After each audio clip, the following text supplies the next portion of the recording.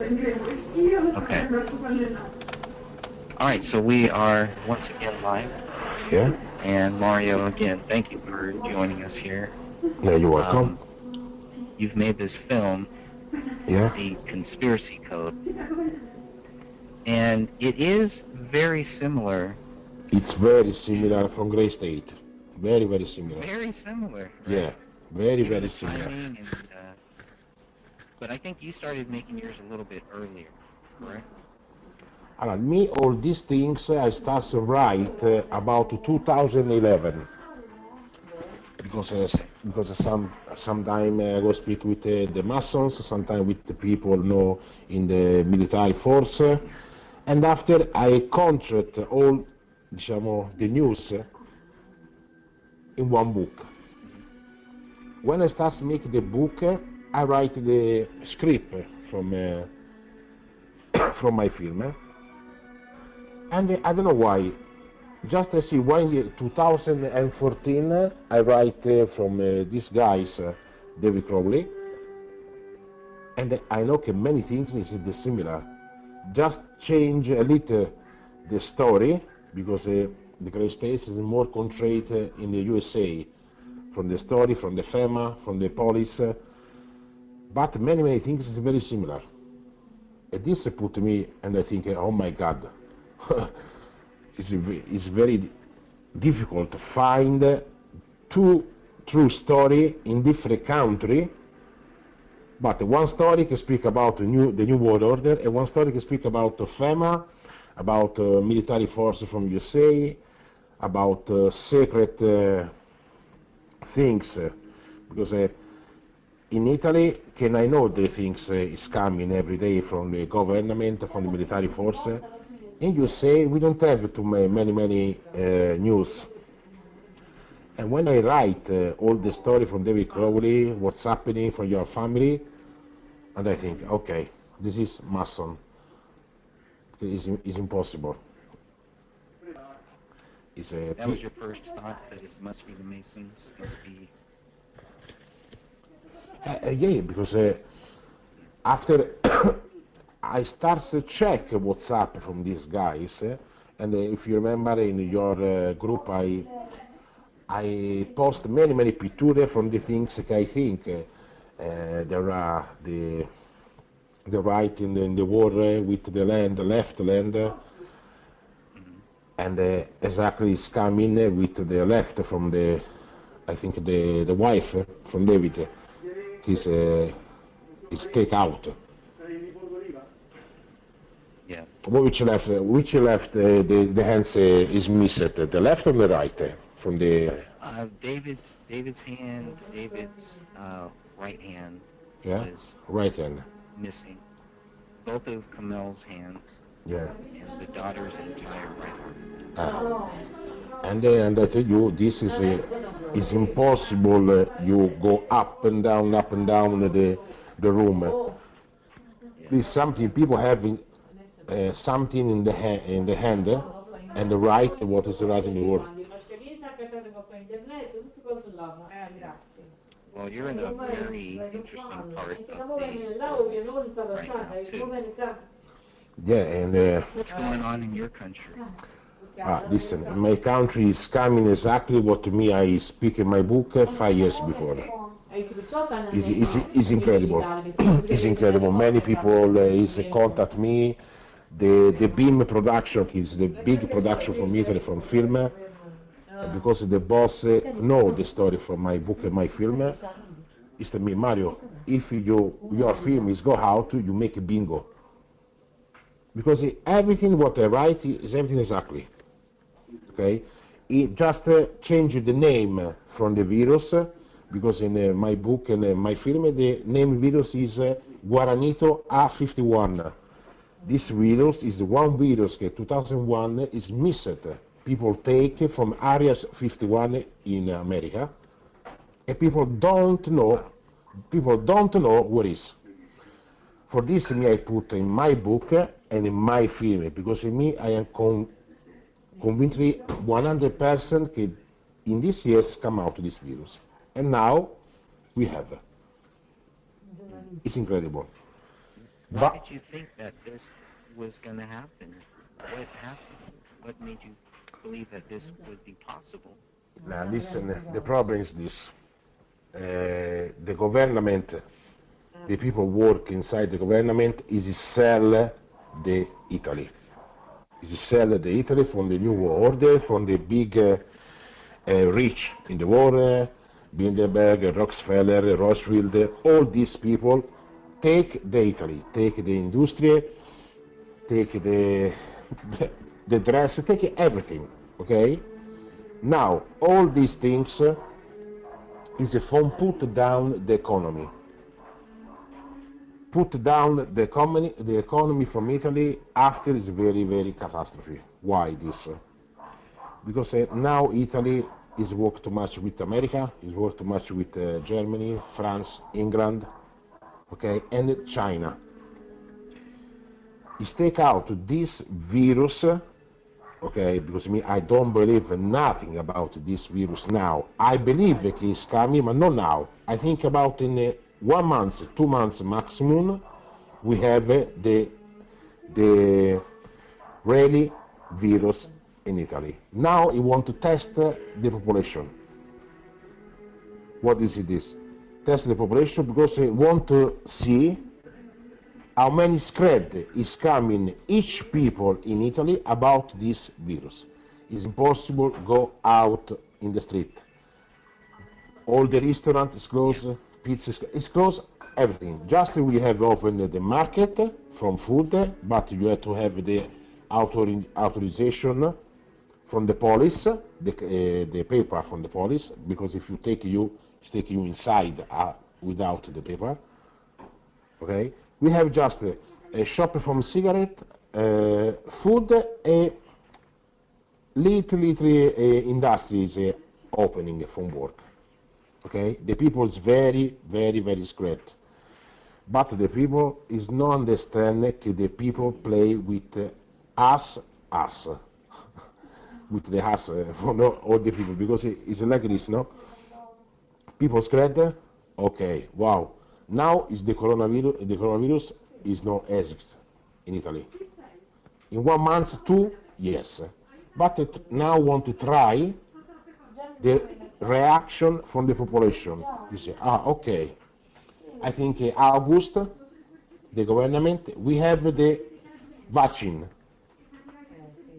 And make the people make the vaccine obligatory.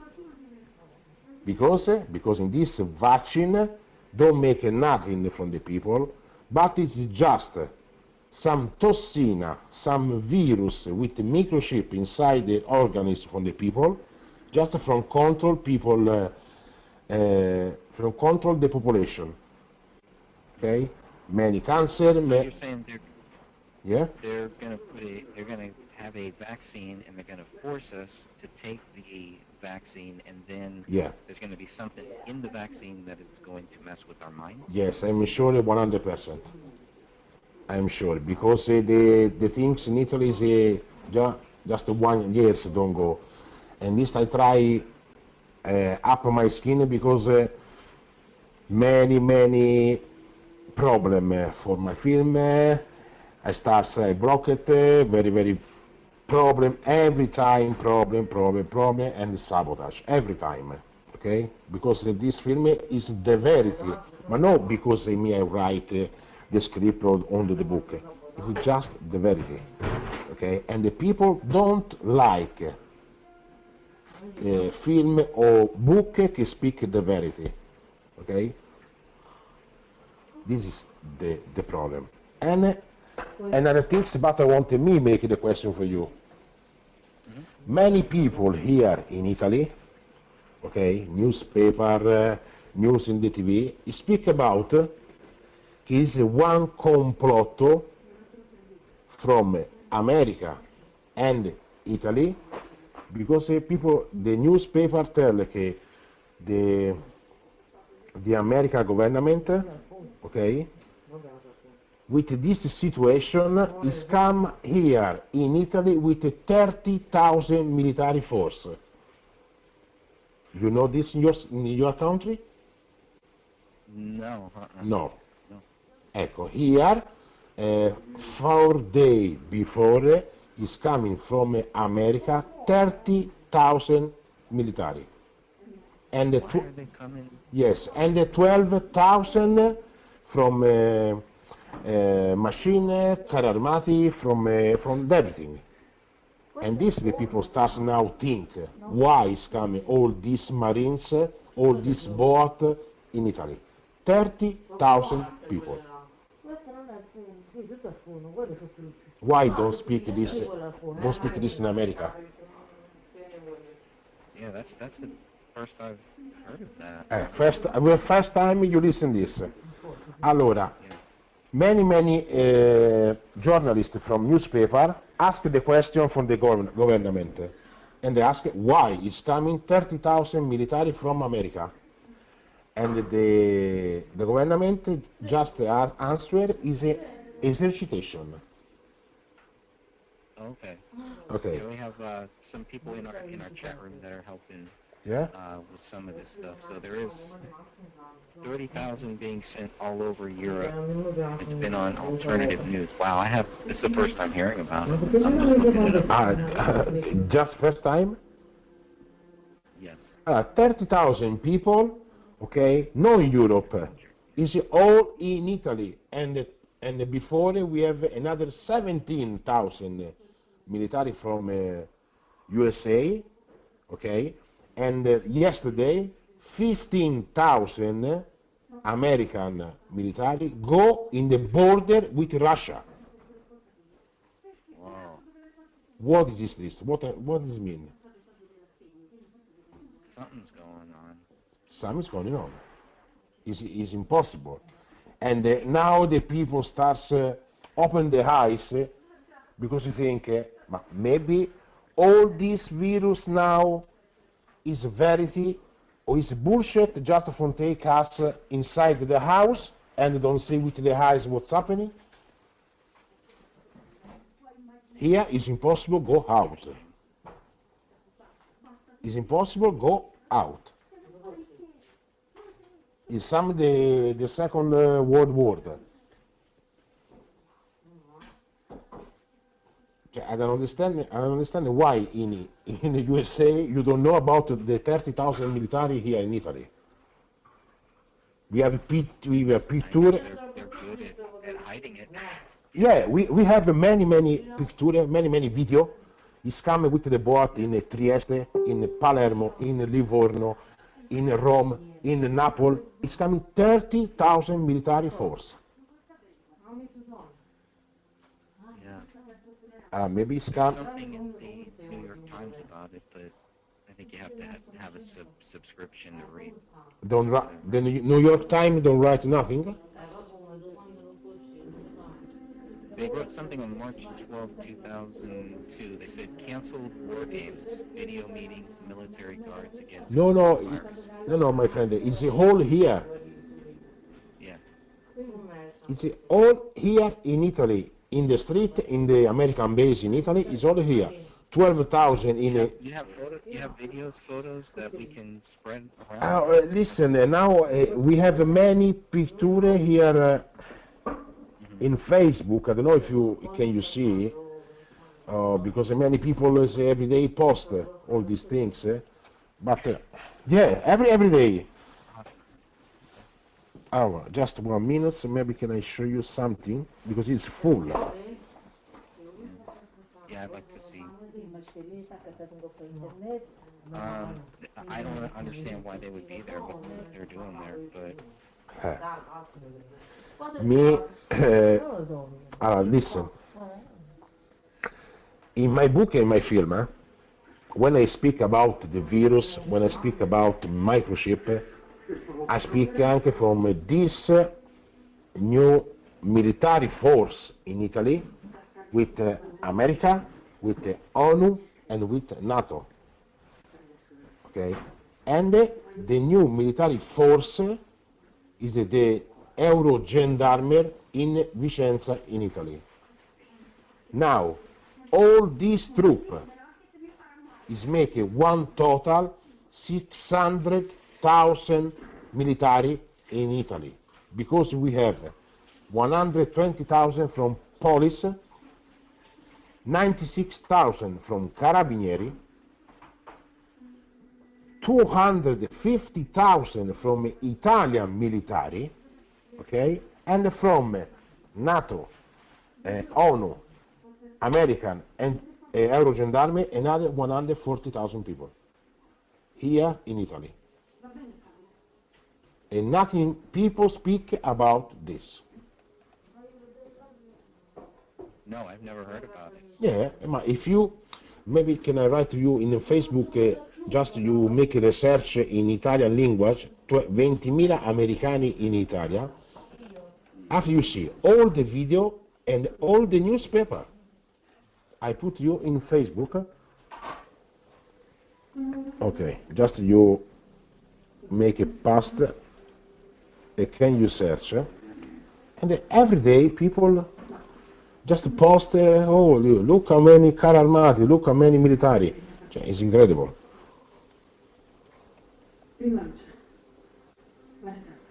30,000 soldati americani in Europe. If you see all this. Maybe can I put now from the video?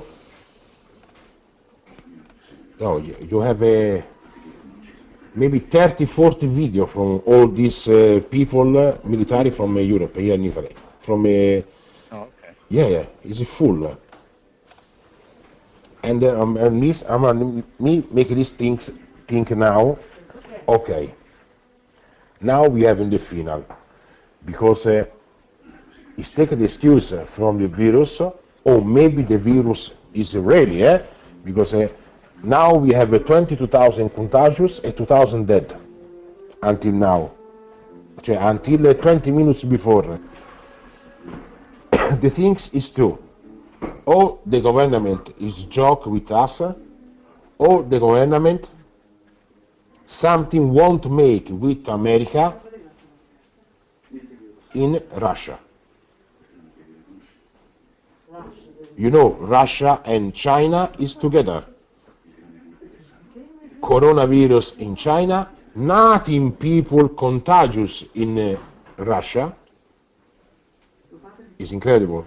All the Europe is contagious. Yeah, I got some of those numbers pulled up here. Yeah. It's kind of, I don't know how these, if we can trust these numbers or whatever, but we have 168,000 cases. Where? Worldwide. In America. Worldwide? Worldwide? Yeah. Yeah, worldwide, yes. But in Russia, yeah, nothing. Yeah. Nothing. Why in Russia? If you see, maybe if you have one, I don't think. I think zero.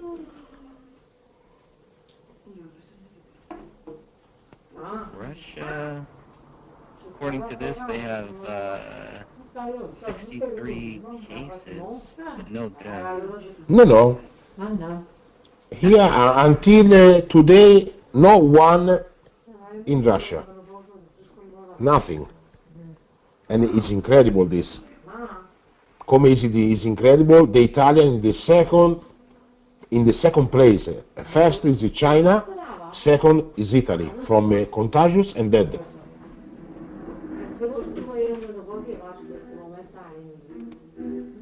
This is very, very project about this, one scopo.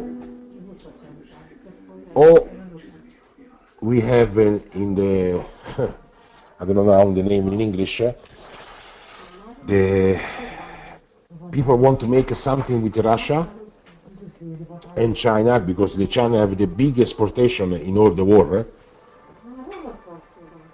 Or I don't know why. It's very incredible. No, do you think that this whole thing started in China?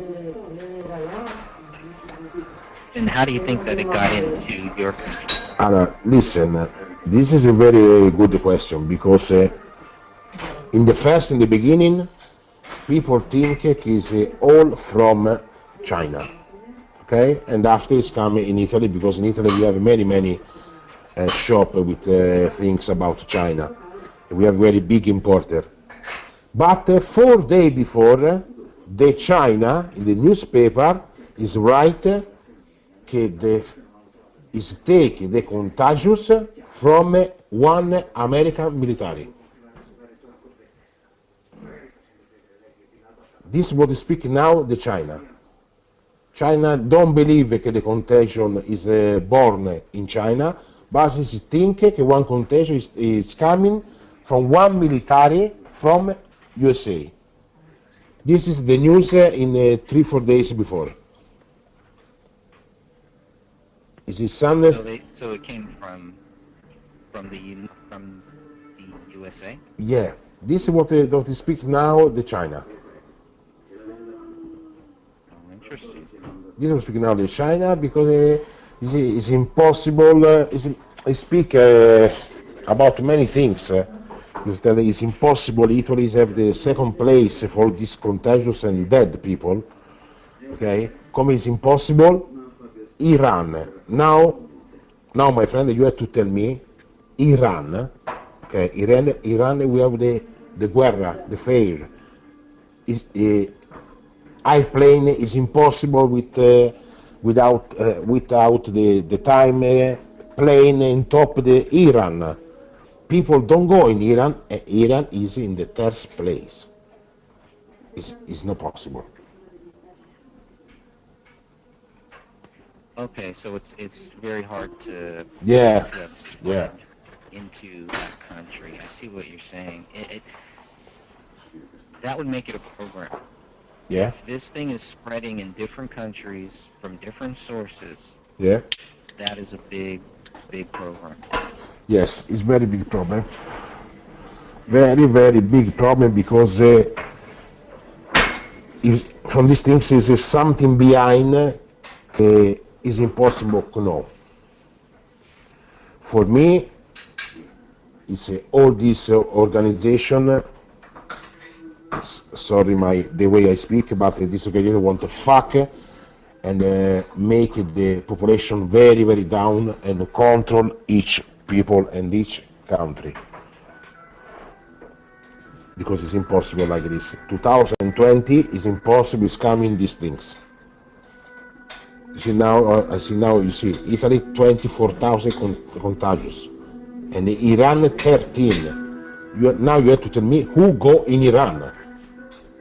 Okay, you spot Italy. Okay, we have many business, but in Iran, third place. It's incredible. I think it starts the third world, third affair worldwide, because it's impossible.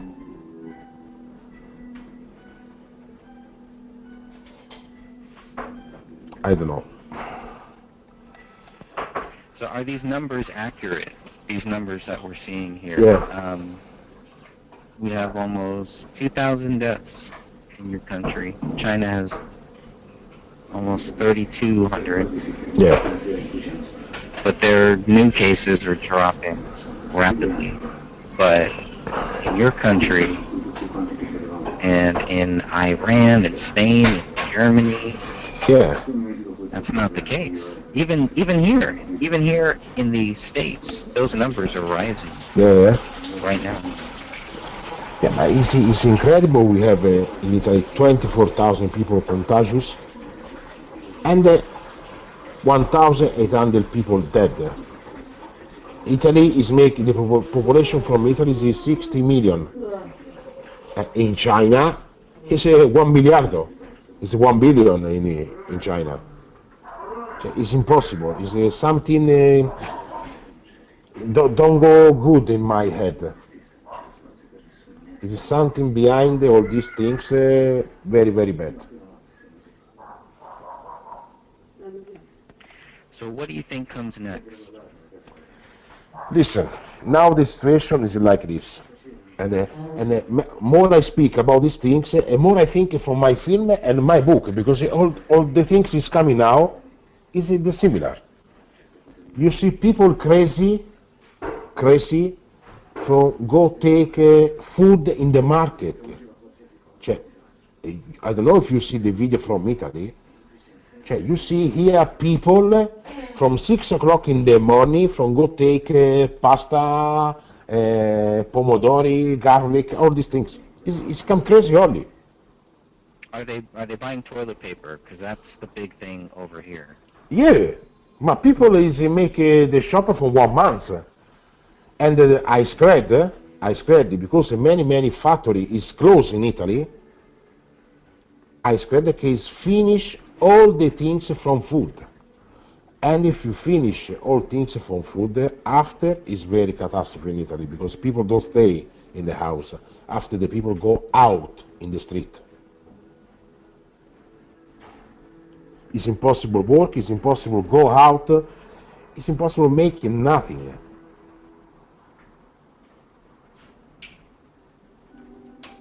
But the problem is like this. If in Italy we have the virus,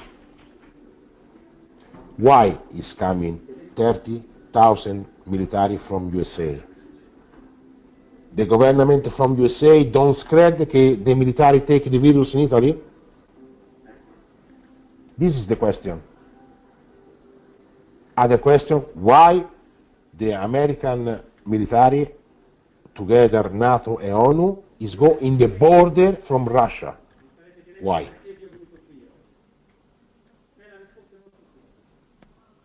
I don't understand. Because they're getting ready for war? That's the only thing I can think of. I don't know. Whatever reason. Yeah, it's impossible. I don't know. But is well, people now here is okay. Is relaxed because the government ask okay 3 April is finish all, but it's impossible because the OMS is write the paper is a pandemia, and when in one country we have a pandemia, okay, you don't stay just 1 month, you stay from 3-6 months inside the house. This is the problem, and this the people don't want to know. And don't upset, because if you speak from people che don't know many things from Massoneria, from New World, cioè, look you something to tell you, are you fucking stupid? But it's coming like this. Now we are close in the house with a dictatura. It's impossible go out. It's impossible go work. Certain people go work because some factory is open, but the 75, 80 to 100 is closed in Italy. It's don't open nothing. So if people can't work, if they can't... No hole. What are they expected to do? Just die? I don't know. Because they don't work all the people. Okay, it's working the people from the important factory.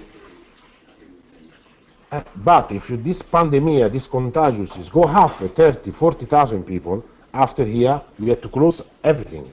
It's close the church, it's close everything.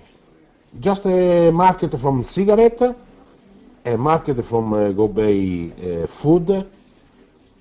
What other? Nothing. The rest is closed. That's it. Those just the market, just your grocery stores are open. Everything else is closed. Yeah. The church is closing. That bothered me here because that's what they're doing. So Yeah. they're doing church services online. Are they doing that where you are too, or? I don't know. Yeah. I don't know. And the Vatican is don't help the Italian people. Are they closed? They're Oh, too. it's the close. No. Is you want to help the Vatican from the people because the Vatican with the church closed is don't take the money from the from the people, no? When after you finish the mess. Yeah. So they'll stay open. Yeah, yeah. But it's impossible going in the church. Wow. And I remember one Shane in the film Grey State from David Crowley. the scene in the market, when the people go inside the market, you don't have nothing for food. Right. And David, yeah. Yeah, and if I understand good, because anche in my film is like this, but in my film it's something different because from the beginning, when it's come all this catastrophe, when it's come all this virus, the invasion from military and all the other things, from the beginning the microchip is not obligatory, okay?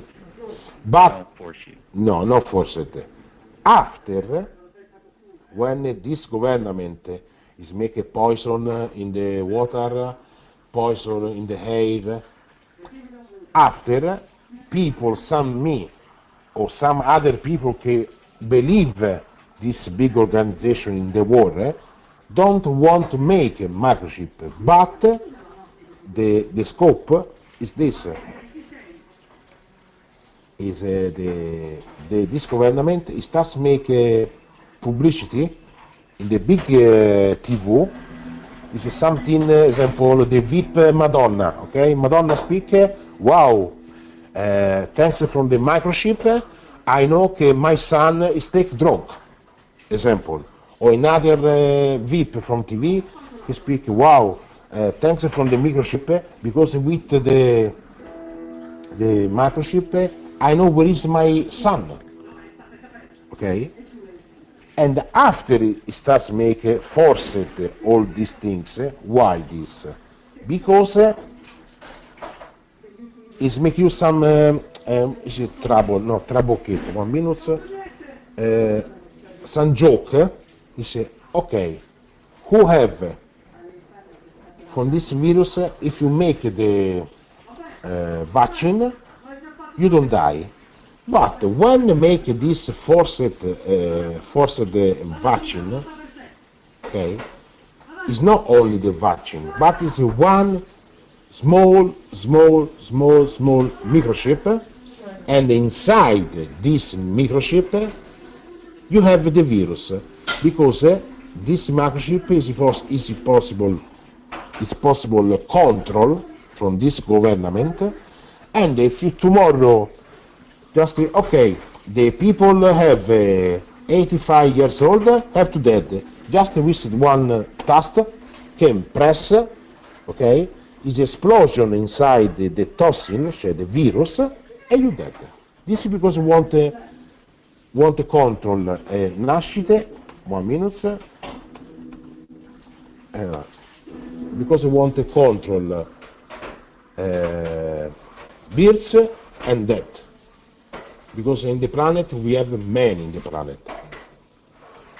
And now with all these things, I think that David is making bingo when he starts making great states. Because, and me, I come from 3 years, I stay 3 years in Mogadishu with one group of Folgore from military in Italy. Okay? After me I write and I go out. But I think that David something find and understand from the future what's happening with America in all the world.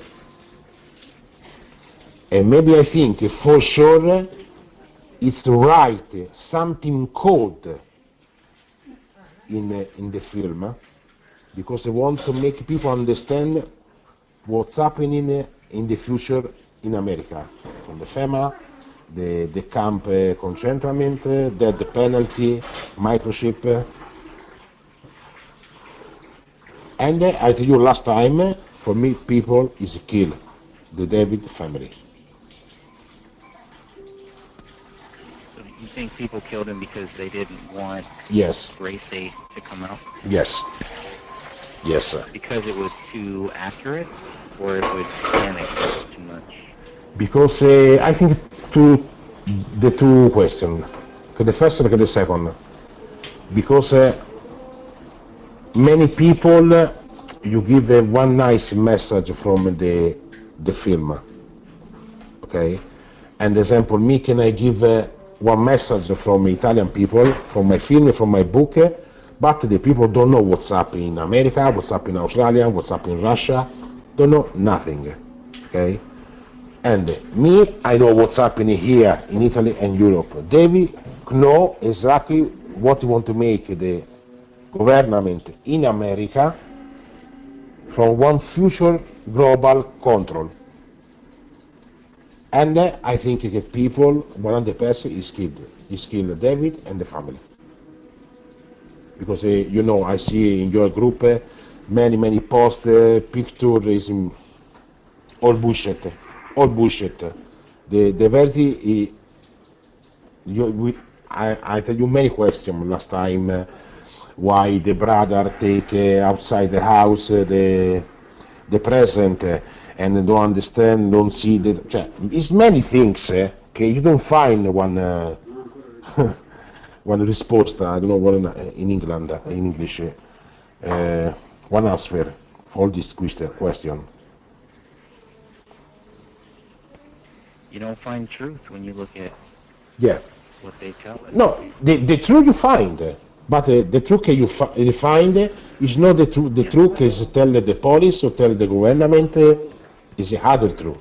And many people, some me, you, and other people from the group, is understand. Okay, all the David Crowley murder is don't kill himself. People kill him and the family and the right in the water and the dog go outside, the door is open, they come back. Listen, you know, me, I am here from Italy and I know many things, and I think you know many things more me. But you see, is all the bullshit. It's a son when me I want to make one film and I take a green screen and after I make the room yellow, red, you know. It's a sun the Twin Tower, no? Yes. Because here in Italy, you know, what's happening in USA from Twin Tower is all the bullshit from the government. Yeah, but I think a lot of people. Yeah. Hopefully, I mean, it seems like a lot of people know until something like this happens. Yeah. And people panic. Yeah. That bothers me that they're panicking because that's when they won't do the rational thing. Yeah. And I'm worried about that because now it's like we're all being self-quarantined. So what happens next? Yeah. All this panic is make all the people. Is some like a ship, you know, the ship. Yeah, sheep. Yeah, sheep, all like this, you know. And I think another 3-4 months we are some zombie. Because many people is 1 week we are in the house close, and just people start crazy. Yeah. Yeah, crazy. Well, they're closing down everything but jobs, so they still want people to go to their jobs, but everybody else should quarantine themselves from Monday through Friday. Yeah. It's a weird situation here. You know, here. I've never seen anything. No, listen. Now, in this time I speak with you, we are 6 people inside one house. 6. Because it's impossible to go out. It's incredible. And another things, the telephone don't start to work. The bank yesterday, the mom from my girlfriend is go take money and come out the right bank non-ability. It's incredible. So you can't get cash. Yeah, and listen. 1 week before the government starts to speak, 4 months before, all the TV starts to make publicity from the post. Take out the money cash and use only the card. The bancomat or American Express, but cash won't take out, you know? And 1 week before, exactly, the government speak, can we take the virus with the money cash, with the card money, with the banknote. Why this? Because want to take out the content, the cash money, and just want to use the card. Why want to use only the card? Because if you take out the cash from the population, okay, after you don't have the money in your hand, just you have your money in one card, and like this way, is control you 100%. Why this? This I tell you because 2014, when I am in Greece, the Greece want to go out from Europe and Euro, okay? Is making the votation, and 97% want to go out Europe and Euro. After this votation, the Troika, you know the Troika? Troika? Yeah, Troika is this case take the banking from Europe, all the Europe. Is it tell the president from Greece, if you go out from the Europe, we block all your account and we take money from each person in Greece. Okay? And like this is made. The Troika is stopped from 1 month, okay? The bank account, and you is impossible you take out with your card about 115 bucks. And if you make this in Italy, is coming the project that want to take in the hand all each person in Italy, because if you take out the cash, okay, after you are dead. Because in Italy we have the law from anti-mafia, terrorism, and it's impossible you take out the money in your bank account. I don't know if you like this in USA, but here, if you go in the bank and you tell the man who work in the bank, I want to take out 2,000 euro, the man answer you, no, it's impossible, you have to make one paper. Okay, you ask me this money for your bank account, and they have to make a specification for what you need this money. These people are all crazy. That's your money. Yeah, it's impossible you take. They won't let you take it. It's impossible you take. You have to give yeah, it's incredible. You have to give a report why you need this money.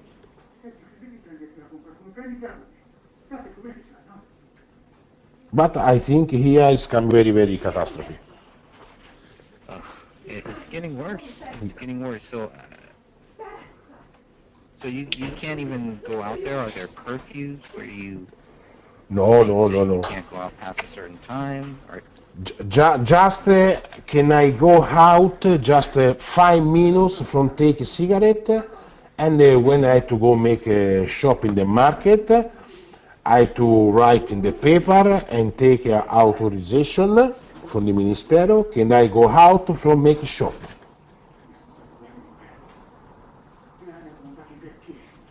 It's incredible. Yeah. I've never seen anything like this. No, me, yes, I know, but from my book and my film, but not in the reality time. Now it's come more words from what me I write.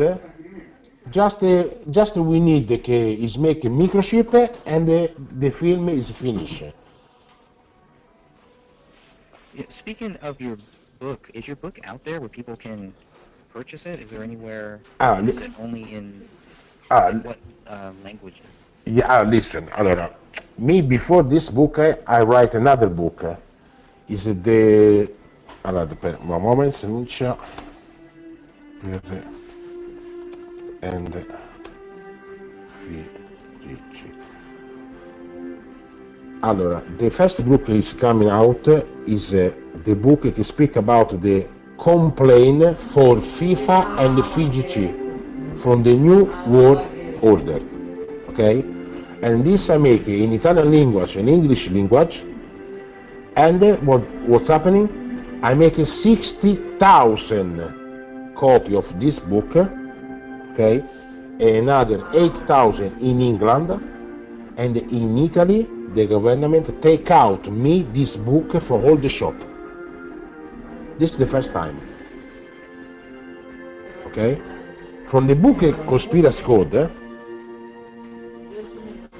just I make 15,000 book about this,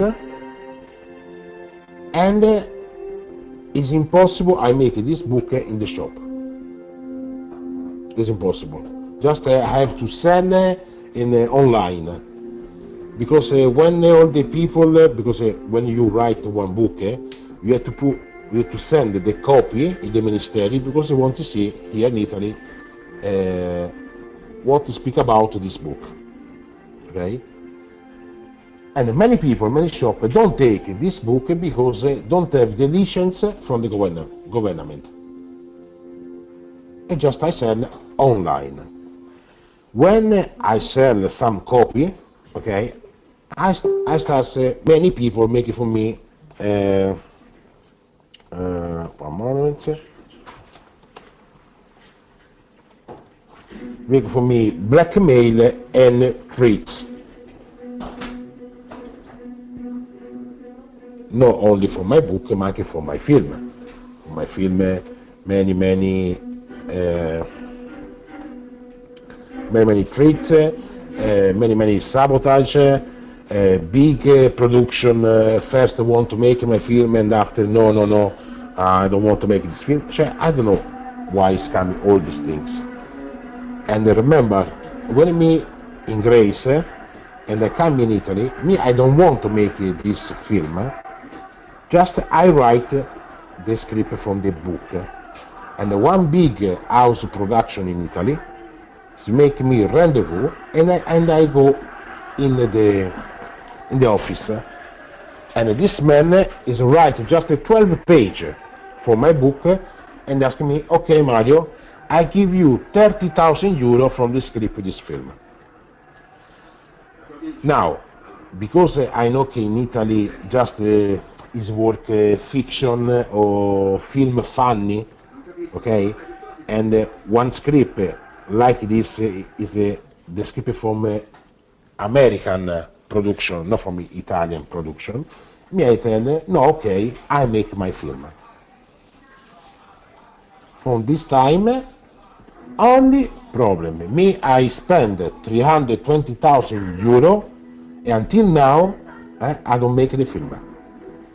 People take money, he's blocked me the bank account, until now I have the bank account blocked, with no reason, just with no reason. It's incredible. They pretty much they shut you down. They can do that with anybody, right? Yeah. But the good things, what is it? Is from 9 months, okay? I am in Florence from take some Shane from my film. We are in Florence, and what's happening? I go take money, and I have the money blocked. And it's impossible I pay the actor, it's impossible I pay the troupe, it's impossible I pay the hotel, because it's blocked my money. Until now, I have blocked my money. With no reason.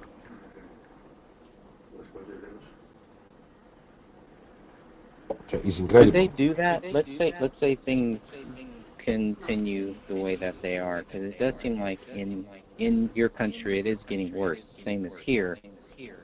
Can they just I mean, basically, what seems like will happen, things that people have been talking about for 50 years, 40, 50 years, maybe even longer, is that all the banks will shut down. You won't get your money. You won't be able to get any. Yeah, in Italy That's it's like this. that's part of the plan, right? Yeah, this is the one good plane.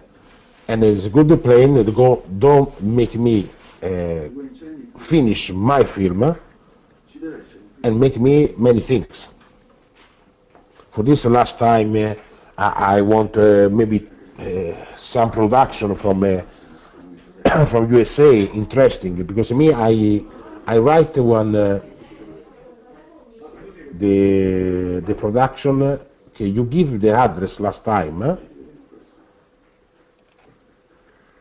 and I send the script and don't answer. Just is write to me in the messenger.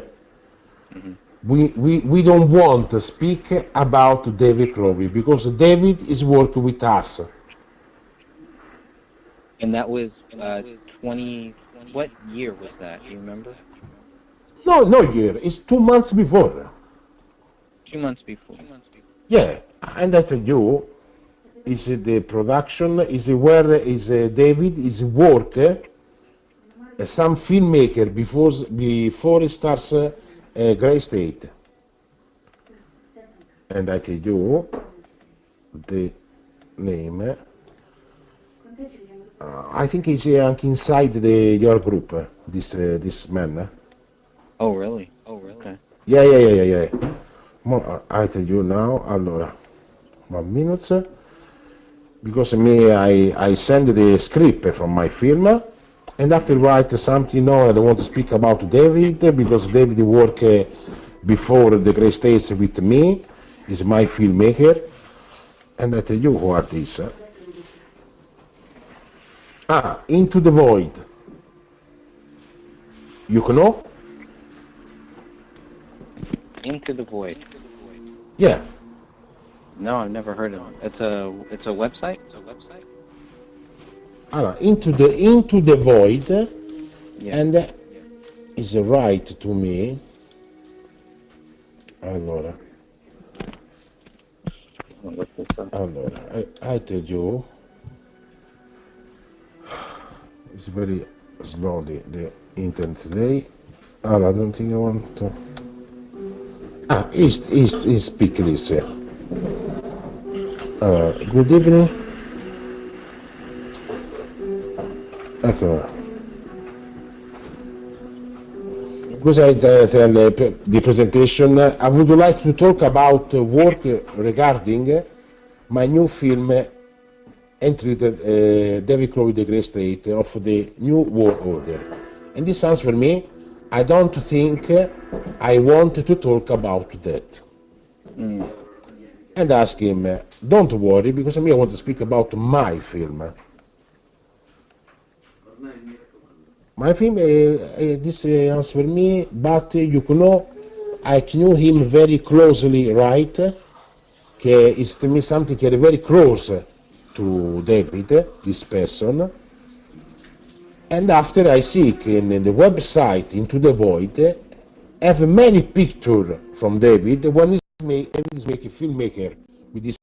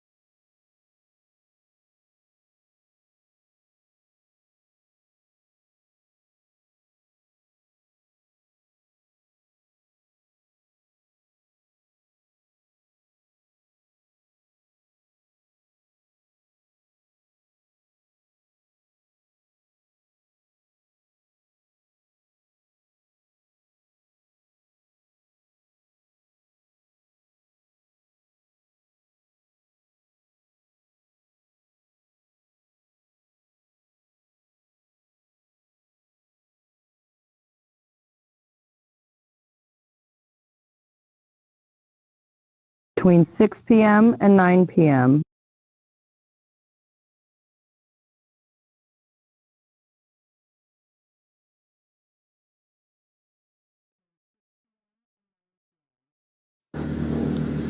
Hey everyone, I just want to remind you that if you haven't heard about Anchor, it's the easiest way to make a podcast. Let me explain.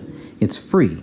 There's creation tools that allow you to record and edit your podcast right from your phone or computer.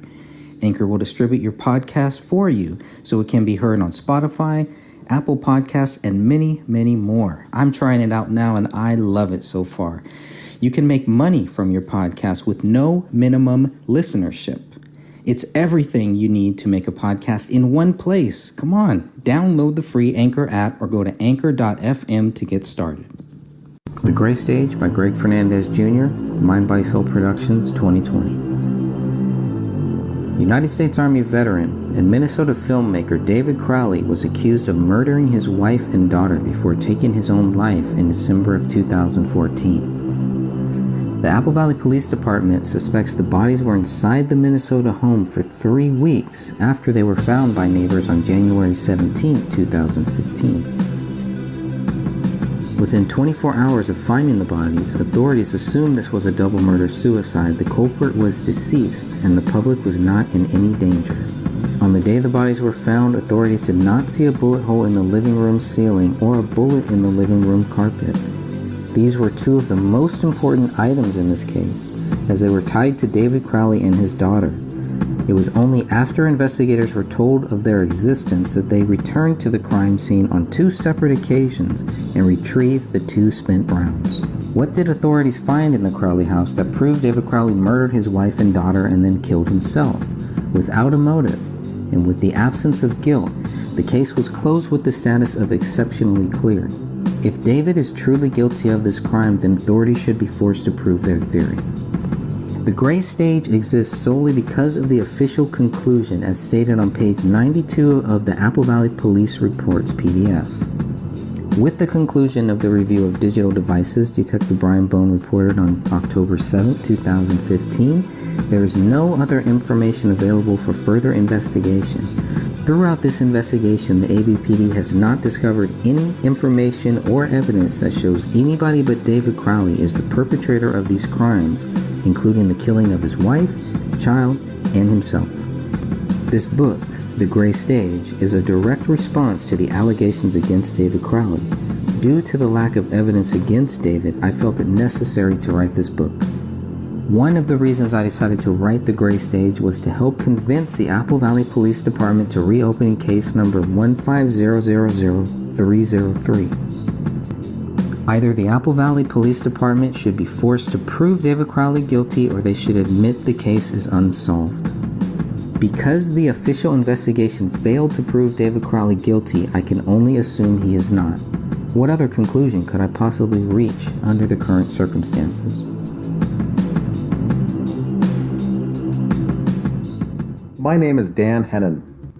I live 30 minutes away from the Crowley family crime scene in Minnesota. I am the creator of the Facebook group called Justice for David Crowley and Family. I created this group on January 19, 2015, a day I'll never forget. Almost 5 years later, we have roughly 2,800 members. And my closest ally in the search for the truth is Greg Fernandez Jr. Although Greg lives in California, and like me, has no connection to this case, he has been drawn to the bizarre nature of this case. On a personal trip to California in 2016 to conduct interviews relating to the Philip Marshall family murder case in Calaveras County, I was able to meet Greg personally, as we are researchers in that case as well. I was struck by the similarities of these two horrible cases. As Greg and I are both Christians, I'm grateful that our paths crossed. We conduct faith-based research on several unsolved crimes. I consider Greg a brother and feel honored that he asked me to write the foreword to this book. As an accountant by trade, my focus is on banking transactions and anomalies that come into play relating to means, motive, and opportunity of a crime. Who benefits? Why was the crime committed? My attention to detail is something I take pride in. I'm continually amazed with Greg's tenacity to dig deeper and find the real deep details. He asks the hard questions and is persistent. Greg's attention to detail is something he's been blessed with, and is a very important skill that makes this book stand out, in my opinion. The chapters Suspicious Activity, Chapter 9, and 21 Questions for Detective Gummert, Chapter 11, are very interesting. The chapter Suspicious Activity is extremely significant, and to this day is the number one area where the law enforcement investigation fell short. The lack of follow-up on essential details was stunning. The fact that friends were in the Crowley home prior to the professional cleaning being completed is nothing short of astounding.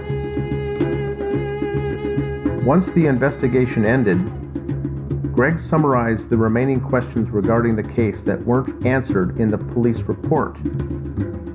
Greg's relationship with the lead investigator, Detective James Gummert, allowed these questions to be forwarded to the Apple Valley Police Department to be answered personally by Mr. Gummert. He took the time to answer the 21 questions, and that was appreciated by both of us. Regardless if we agree or disagree with the findings/conclusion, we were able to have a cordial, respectful dialogue with the AVPD.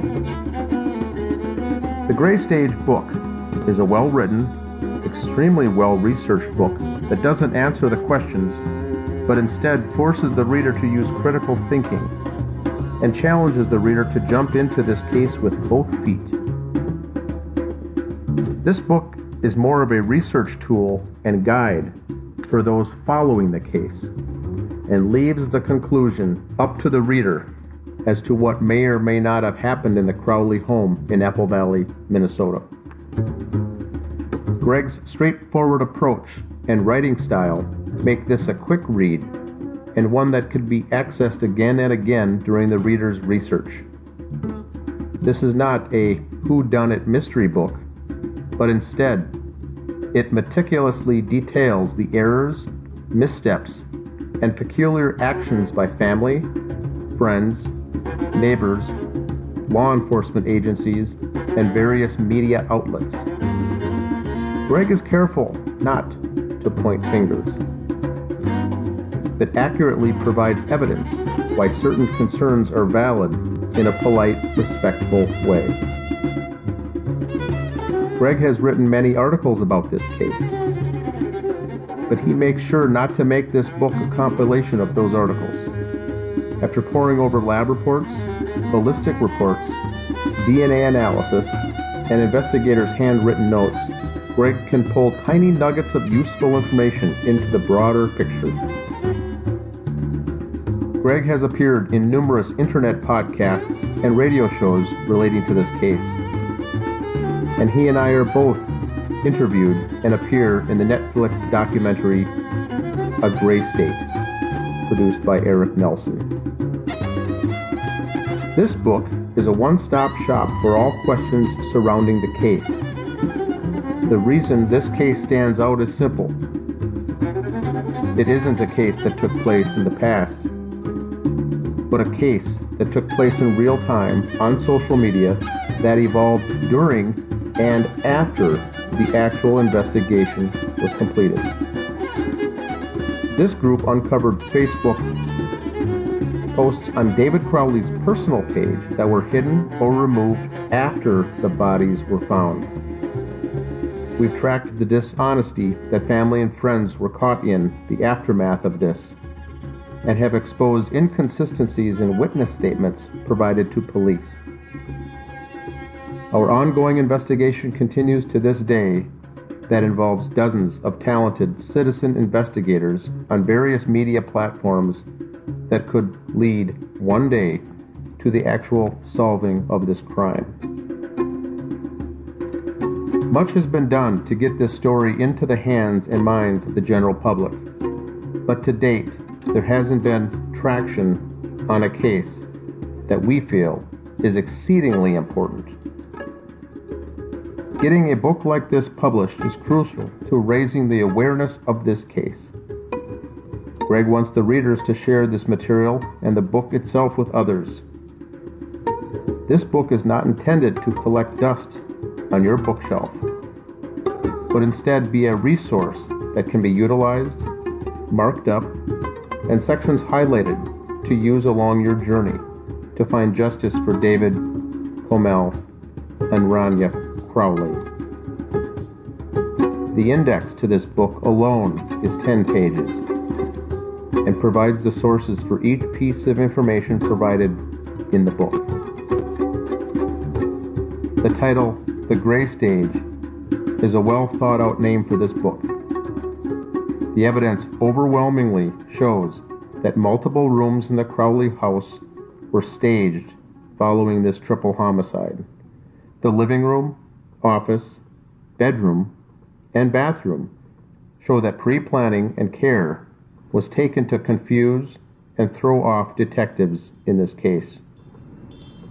Crime scene staging is a physical manifestation of a person's imagination for how things should appear when trying to turn a murder case into a legitimate death scene, says criminologist and death investigation consultant Laura G. Tetler, who is also vice president of the American Investigative Society of Cold Cases.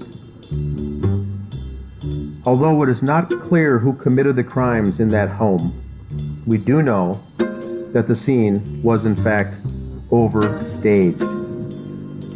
A mistake often made by amateur criminals, and this should have been picked up by seasoned investigators. Examples include leaving the marijuana on the bedroom dresser, leaving the Quran opened up on the living room floor, writing the Islamic words in English on the wall in blood, leaving an alleged suicide note typed on a computer with no signature, playing a 53-song playlist, playing on David's laptop in a loop in the background, using hollow point bullets for a suicide, removing the dog dish water and water bowls from the home, leaving the rear slider to the patio unlocked and slightly ajar in winter, and finally, taking body parts from the scene, resulting in some to believe that the dog ate them, was all far too much for one to consider plausible. I personally believe the ugly truth will come out one day regarding what really happened to this family, and this book is a big step in that direction. I thank you for reading The Gray Stage and urge each one of you to get this book into the hands of at least one other person. Dan Hennon, October 2019. Hello and welcome. This is The Gray Stage new book written by Greg Fernandez Jr. It's a book, first of its kind, on the Crowley case in Minnesota. Today we're joined on the podcast by Stephanie, Sophia, Greg, and myself, Dan Hennon. We'll be going over the book in sequential order, in chronological order here. And tonight's episode is basically going to be chapter 1. We'll go through it in sequence and see where it leads us here with information and notable items here going through this book that we'll find interesting. Stephanie, do you want to go ahead? According to Apple Valley Police reports, the last time anyone saw David Crowley alive was on Christmas Eve of 2014. Between 6 p.m. and 9 p.m., a neighbor across the street told authorities he and David looked at each other through their window. The neighbor, Brett Millay, did not see any activity at the Crowley house afterwards. Brett was going to close the blinds on the front of his residence, Detective Tommy Booth wrote in his report. When he looked out of the front window and saw David standing in the front window of David's residence, he said that they looked at each other and then Brett closed his shade while David had turned and walked away. Mr. Millay did not notice the Christmas presents on the front steps of the Crowley home until the day the bodies were found. Millay and his wife did not socialize with the Crowley family, but would exchange polite waves. A few days after speaking with Brett Millay and his wife, Officer Tara Becker reported, "I attempted contact at 1048 Ramsdale Drive to follow up with the Millays, but they were no longer at the residence." When I was reading all of this stuff, it makes it seem like Brett lives directly across the street from David. That's right? what I thought reading it, if he could see right across to the front window to see him standing there. But it's totally off, and Brett's windows are really small, too. And this is supposed to happen between 6 p.m. and 9 p.m. on Christmas Eve.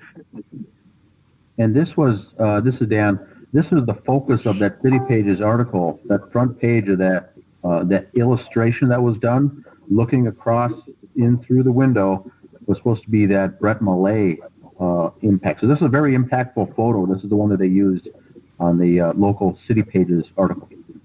Did anybody ever get in contact with him at all after all this happened? I talked to Brett Millay instant message a couple times, and I think I was on the phone once, but that was it. Then he didn't return any other calls after that. Yeah, he was interested in speaking, and then that was it. Then next thing I know, I tried to contact him, and it said that on Messenger, this person's no longer available. That's weird. So he just deleted his Facebook or blocked you right after he said he would talk. Yeah, deleted or blocked or something, and it got back to the question that we were looking at back at the time was when the officer says that Malays were no longer at that residence, and we were wondering if they moved, if they left, what happened, and he had clarified that they put the home up for sale.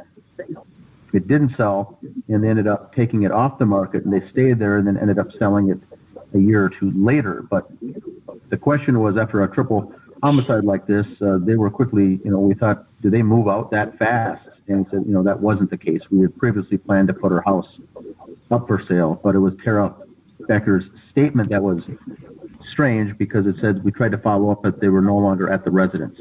And then some people interpreted that they just weren't home. They were busy shopping that day, or they were out at a movie. What did that mean? They weren't at the they were no longer at the residence. So I think what really drove the question was her verbiage that she used in the police report. If they're no longer at the residence, that means they're not coming back. That's the way that I would interpret it. That's how I took it too. And a lot of people on the group says, no, they maybe, they stepped out for the night. And I said, well, she wouldn't have specifically used that phrase that they're no longer at the residence. Right. It also leads us to believe that the detectives never followed up saying, oh, they moved, they're gone, and we'll go on and, get key witness statements from the next neighbors. We'll skip over these guys. So it raised questions on two fronts. Why did she use the phrase? And why didn't they follow up? Even if they did move, they still should have followed up to get information about this case. And Tara Becker made it sound like we're done. We checked that off the list. We'll go on to the next neighbor. So that was very odd. And I do like the way, by the way, Greg, you started this book. Those 3 or 4 paragraphs right there are very, very, a very good introductory to bring the reader in to the story, because it's very odd. I do like that intro though. Thank you.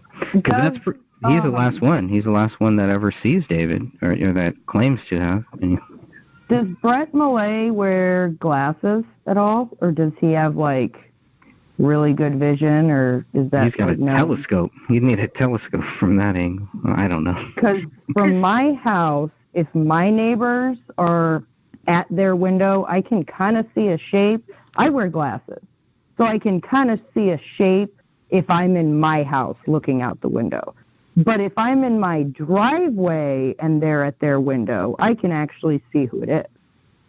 So if he wasn't directly across the street like my neighbors are, how did he know for sure that was David? It sounds like they connected. They either made eye contact, but they, from what Brett is saying here, according to Tommy Booth, they looked at each other. So he must have like really amazing vision if his house is not directly across the street from David's, to be able to have like looked at him and made eye contact and like visually recognized that it was David standing there. Yeah, and then the other thing is, how did David see him back? Because it's got to go. Right. How did he know that David saw him back? Did he wave and be like, good night, or anything like that? Well, isn't their house kitty corner anyway, towards or across from the Crowleys? I believe I have a Google Maps of that neighborhood. Yeah, that's really the best way. We had a member, Taylor, actually was the one who sent me a video where she actually pointed that out to me, and she's like, okay, look, this is where Brett's house is.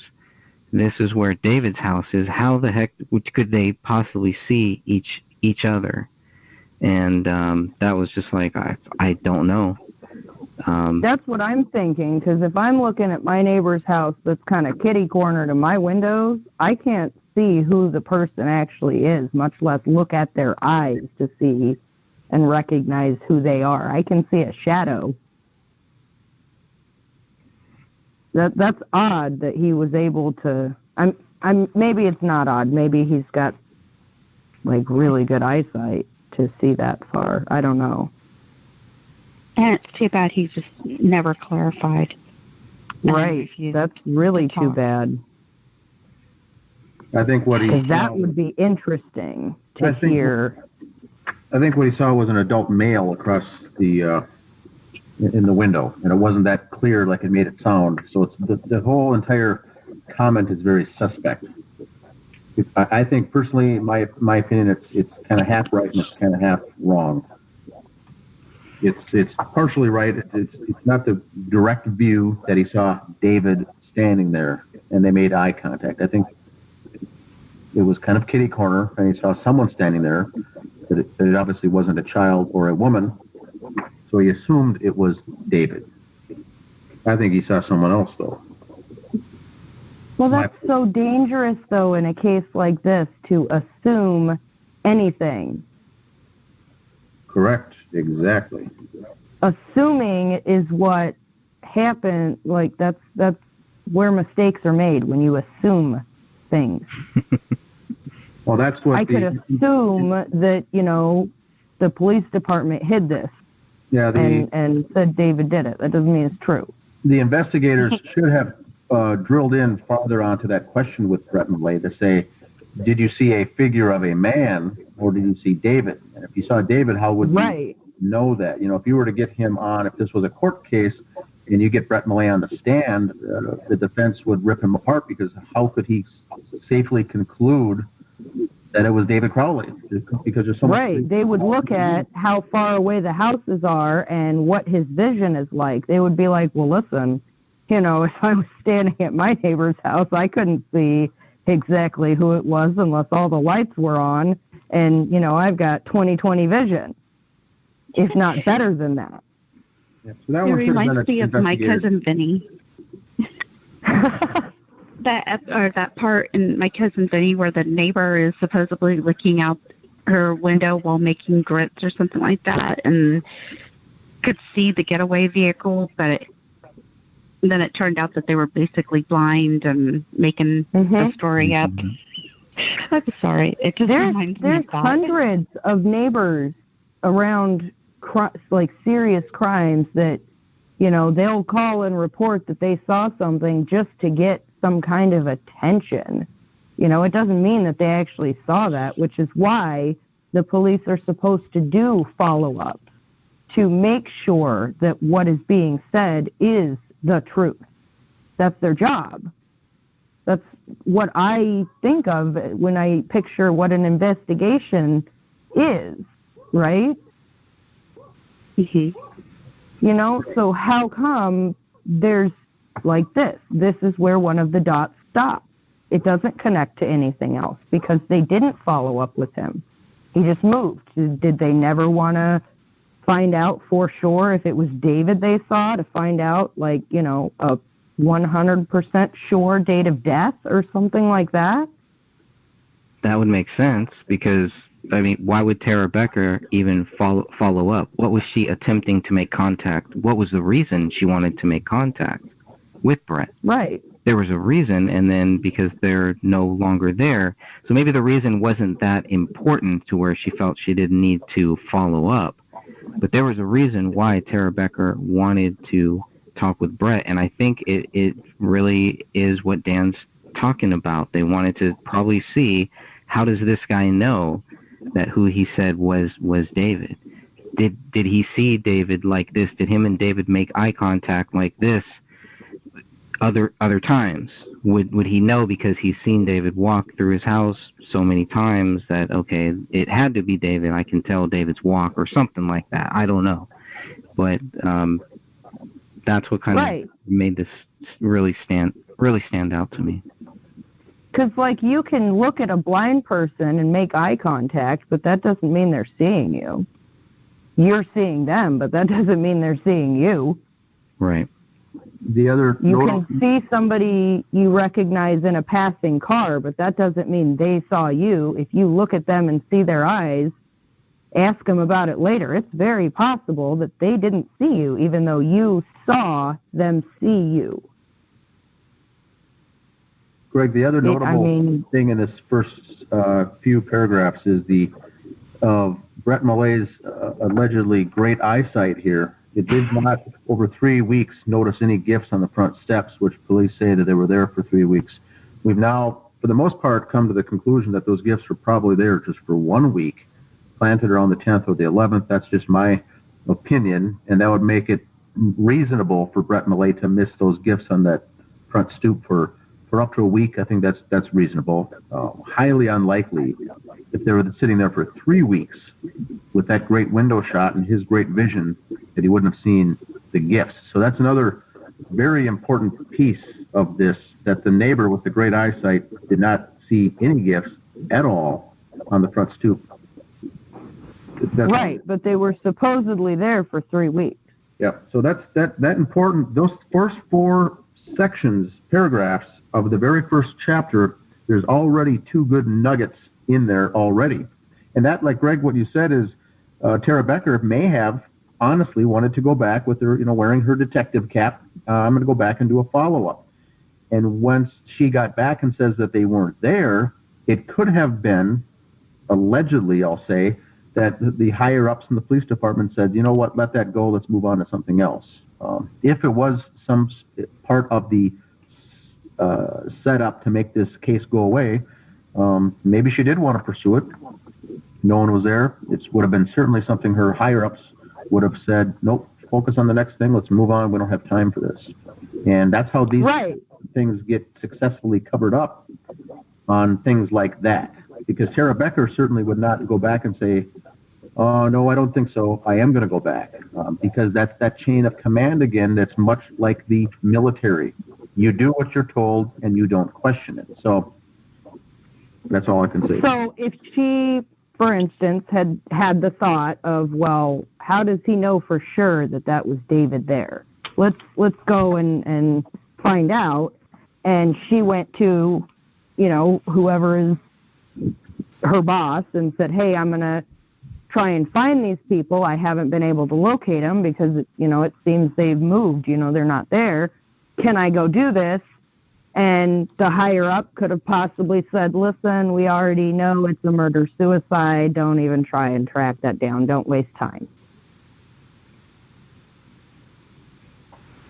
Yeah, whether intentional or not, I believe that was probably what would happen in this case. We got other fish to fry. Let's move on. But if it was part of the cover-up, the post-cover-up, that would certainly be the case, to not be digging in to anything further. And then Right. Sarah Becker was the unwitting victim in that case, and probably she did have good, well-meaning intentions to do her detective work, but was told not to. But you're right, Greg had the best point there. There was a reason she wanted to go back to that home and do a follow-up of some sort. This wasn't something that she just wanted to bop in and follow up. She made a point to follow up. But then for some reason, it just ended. There was no follow-up, and there never was any follow-up. That's the thing that concerns us as investigators looking into this. Why not the secondary follow-up? Why didn't that ever come to fruition? Why did that never did happen? And there's your answer. It was probably told by some higher up not to do it. Don't waste your time. And let's move on to something else. That's probably how these chips started to fall into place. All right, this stands on a good spot. All right, Officer Tara Becker. Once again, we're just talking about Tara Becker, but Officer Tara Becker also spoke with the neighbors who lived directly across the street from the Crowley family, William and Anne Marie Hickson. Mrs. Hickson didn't know their names, Officer Becker reported. She only indicated that a white male lived there and that he appeared to be a good father to their little girl, who was approximately 5 years old.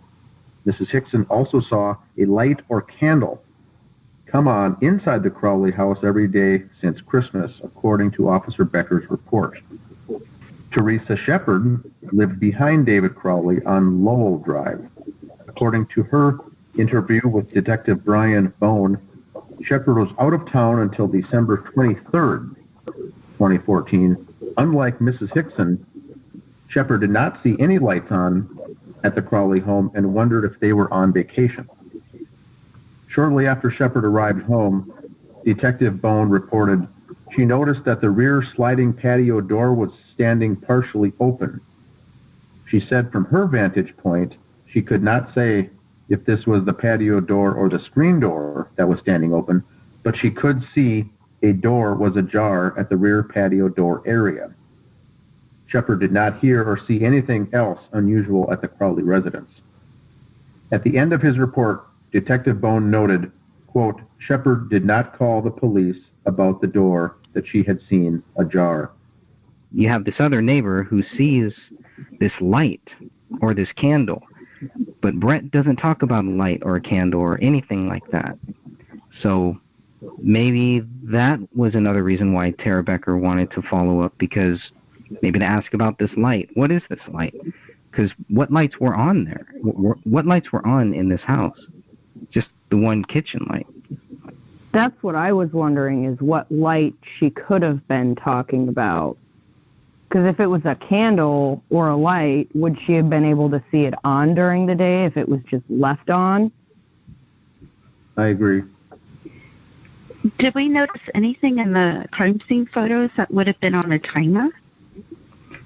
That's I didn't. also, Yeah, that was one of that was one of the good theories, was that maybe there was some timer. Maybe those Christmas lights that we see strung behind the back, maybe they were on some type of a timer. That would. And I also have an issue with the whole door being ajar, because it was slightly cracked open, 1/4 of an inch, supposedly, from what the police reports say. How would she be able to see that from her window? Well, now that's Shepard. That's a different person. That's Teresa Shepard, who lived behind David. My thing with this is, Detective Bone noted Shepard did not call the police about the door she had seen ajar. If she didn't know anything was going on over there, why would she be suspicious that their door's open? So here's what I think. If she didn't hear anything and there was no, like, serious signs that something was wrong over there, why would she call the police when her neighbors had their door open? That'd be like calling the police on your neighbor for their car not being in their driveway. Yeah, these are some good points. I'm going to circle back and finish up with the Hickson item, okay. And I don't know, Greg, if you have anything more with Hickson either, but here's what I see in the Hickson. One is important for what we see in the notes. And the other thing that's even probably more important is what isn't mentioned from Miss Hickson. Number one, what isn't mentioned? Her view is directly across the street.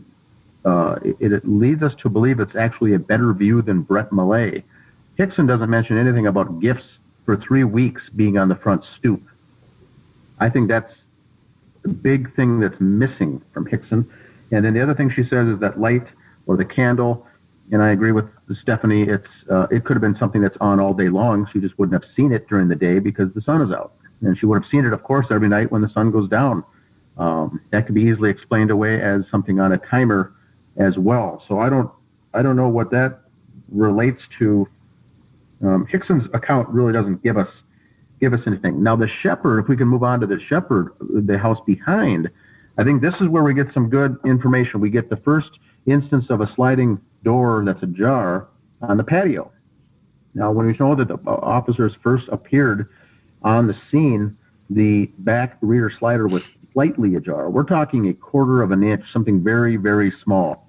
Shepherd's account says that the door, whether it was the glass patio door or the screen door, one of those or both of those was open from her house, which means it was a lot larger than a quarter of an inch. She wouldn't have taken note of something being just open a quarter inch. I'm thinking this was 6-7 inches open or something, would have been noticeable from the neighbor's house. That's pretty... Right. It would have had to been open at least enough for somebody to fit through it or an animal to fit through it for her to be able to see it from her house. Yep, and she didn't notice anything unusual, and she didn't call, and that would make sense. I don't think I would call if I saw a neighbor's door open a few inches or something either. So, but right, like if it was a couple days open, she probably would have thought it was weird. Yes. But if it was just open one day and then closed the next, she wouldn't have thought it was weird, which is why she wouldn't have called the police. Yeah, they hadn't been there. And she had been on vacation, out of town. She got back and then saw it open. So the question is, if this was the 23rd, out of town until the 23rd, and then shortly after she arrived home, that door was open at one point. So then the question is, was it when the Crowleys were still alive, or was it after that someone was opening and closing that door? So the timing here hurts us because we can't narrow down.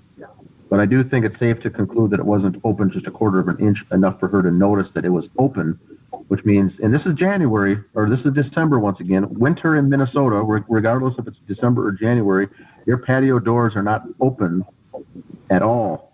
I yell at everybody who leaves the door open in my house. That's heat getting out. So I don't know why anybody, even if it's not like down below freezing, if it is still like a spring warm day in January, I'm still not leaving my doors open. They had a dog. I have cats, so I mean, not only that, but again, that's heat leaving the house. So, I mean, you might leave it open for a couple of seconds, but then you're going to close it. If somebody was going in and out of there, they would have closed it, and maybe not closed it all the way. And wasn't it broken or something, like the latch on it? It's not in police reports. I think that would have been mentioned if it was. It's only been mentioned by the friends saying that it was broken, and everybody who knew David and Kamel knew that the back door was broken. I think that's quite interesting that it's not mentioned that it's broken in the police reports, but all of the friends say it was common knowledge. Yeah. If it was broken, that would have that would have forced them to look at signs of somebody breaking into the house, right? Forced entry. And they make very, very sure to put in here that there are no signs of forced entry. They made it a very big point. Yeah. They didn't, beat around the bush about that. We didn't see this, broken. This didn't seem messed up. No, they make it a very solid point. No forced entry was observed. There So if wouldn't they can need to do be that, forced entry. right? So It was the door was open. open. So why would you need to have any forced entry? You're not going to need to bust open the front door if the back slider doesn't lock, and you know that. I had a sliding door several years ago, and I put a bar because the lock it didn't always catch. It didn't always go down. It was old. So I would put like a curtain rod in there, like in the track of it. So even if, you pulled the door, it would only open like a quarter of an inch. Well, So, David built his own bathroom. He built a lot of stuff. Are you telling me he didn't know how to fix a broken rear slider? I'm just not buying that either. that's Especially a good point too. With the child in the house and it's winter. No, that doesn't make sense.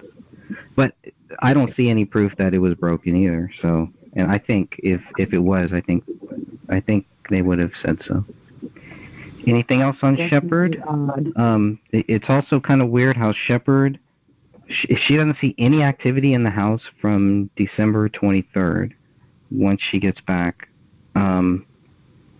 were they already dead? I guess that's when I read her statement. That was my first thought was, well, maybe they were already dead. But then you see Brett, who sees David on the following day.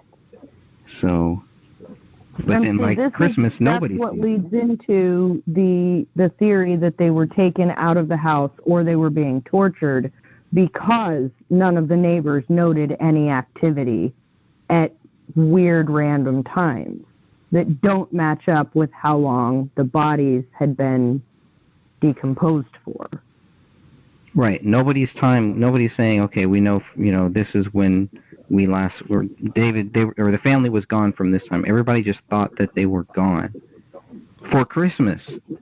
What was the date that everybody was last seen? It was December 19th when they picked up their daughter, right? Mm-hmm. That's pretty much from the school. Yeah, from the school. Maybe I'm getting ahead of myself with that there, but anything else on Shepard? Just to clarify that Shepard didn't see anything unusual at the house. It doesn't say that she didn't see any activity at the house. She just said unusual. So that could be taken a variety of ways. And because they're behind the house, Shepard seeing the gifts would not come into play here. I see. Right. She wouldn't see the front of their house unless she was driving by over there.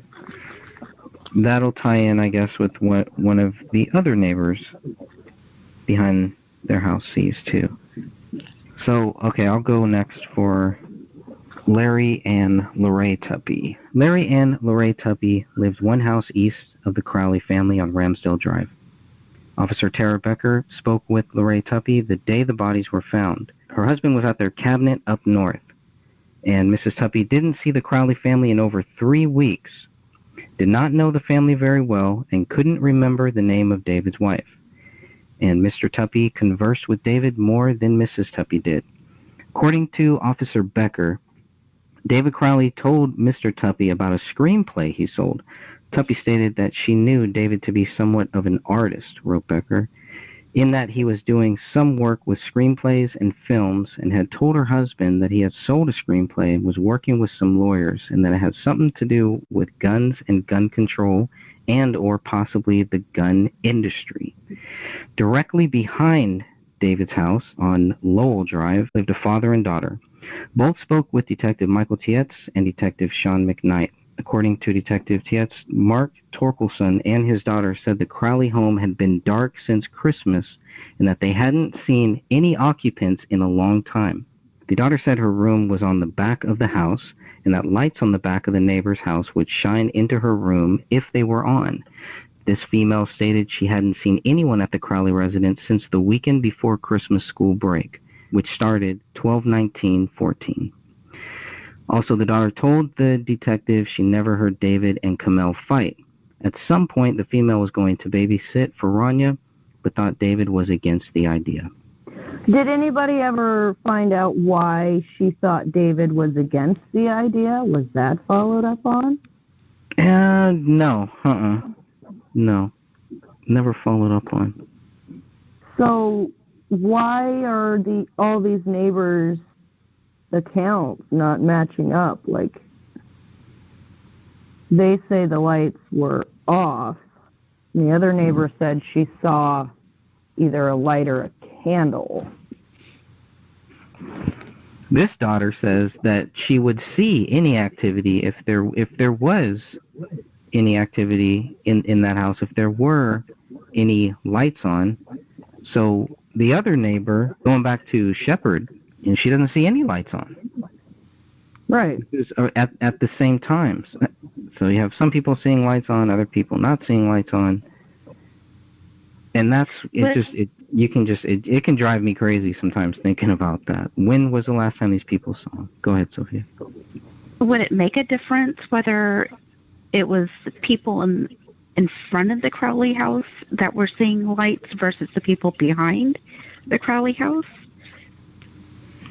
Well, I think that the people who lived in front of the Crowley house should have the same story, and the people that lived in the back of the house should have the same story, in which the facts should meet up on whether or not the lights were on. Shepherd didn't see any lights.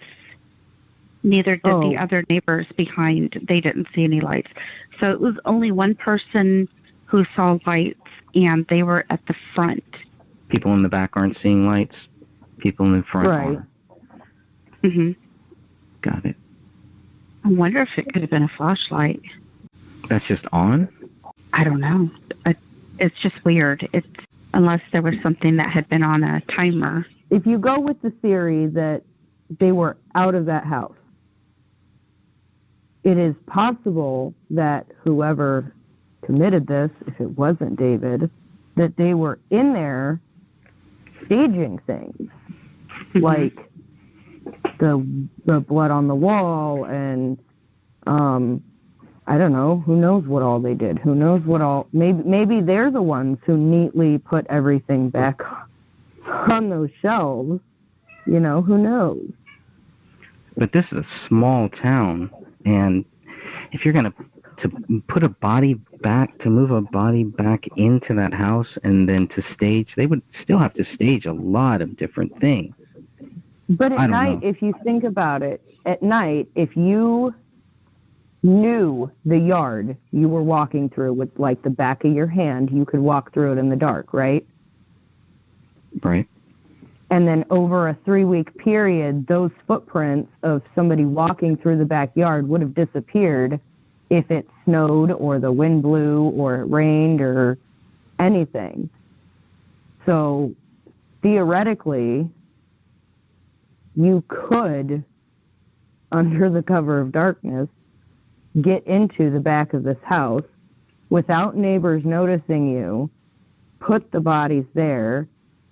Before you put the bodies there, go in there and, like, stage things, and maybe that's the light that they saw,